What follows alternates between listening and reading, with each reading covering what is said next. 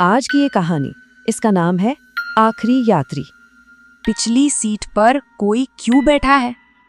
तो मेरा नाम रोहन है, उम्र कोई 28 साल। हुआ ये कि उस रात ऑफिस में काम करते करते इतनी देर हो गई कि मेरी आखिरी ट्रेन ही निकल गई और मैं वहां पूरी तरह से फंस चुका था। अब घर जाने का ना बस एक ही तरीका बचा था, वो रात वाली पुरानी बस जो शहर के बिल्कुल सुनसान बाहरी इलाकों से होकर जाती थी। सच कहूं तो मैं इतना ज्यादा थका हुआ था कि मुझे उसकी जर्जर हालत देखकर भी कोई फर्क नहीं पड़ा। और वो बस अरे वाकई बहुत पुरानी थी। अंदर लाइटें थीं तो पर बस टिमटिमा रही थीं।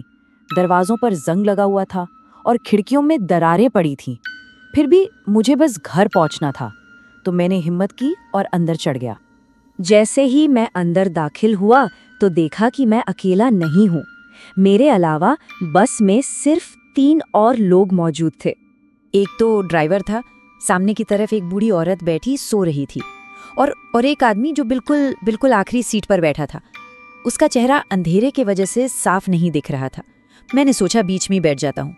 पता नहीं क्यों, पर मेरा ध्यान बार बार उसी आदमी की तरफ खिंचा जा रहा था। हर कुछ मिनट में मैं चाहकर भी खुद को रोक नहीं पा रहा था और पीछे मुड़कर उसे देख रहा था। एक अजीब सी बेचैनी होने लगी थी मुझे। वो आदमी एक पत्थर के बुत की तरह बैठा था। मतलब वो बिल्कुल नहीं हिला, एक बार भी नहीं।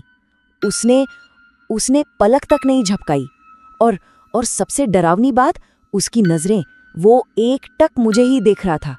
तभी अगला स्टॉप आया और अचानक से वो बूढ़ी औरत अपनी सीट से उठ खड़ी हुई।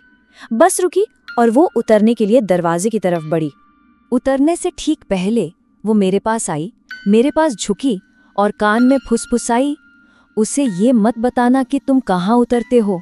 अरे मैं कुछ समझ पाता, कुछ पूछ पाता उससे पहले ही वो तेजी से बस से उतरी और अंधेरे में गुम हो गई। बस के दरवाजे एक आवाज के साथ बंद हो गए।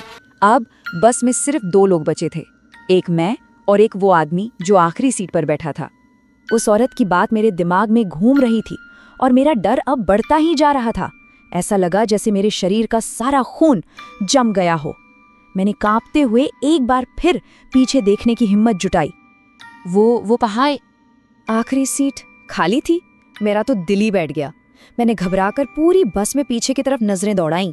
वो आदमी, वो वहां कहीं नहीं था। और फिर जैसे ही मैं आगे की तरफ पलटा, मेरे रोंगटे खड़े हो गए। वो आदमी, वो अब ठीक मेरे पीछे वाली सीट पर बैठा था, चुपचाप, और उसके चेहरे पर एक भयानक सी मुस्कान थी।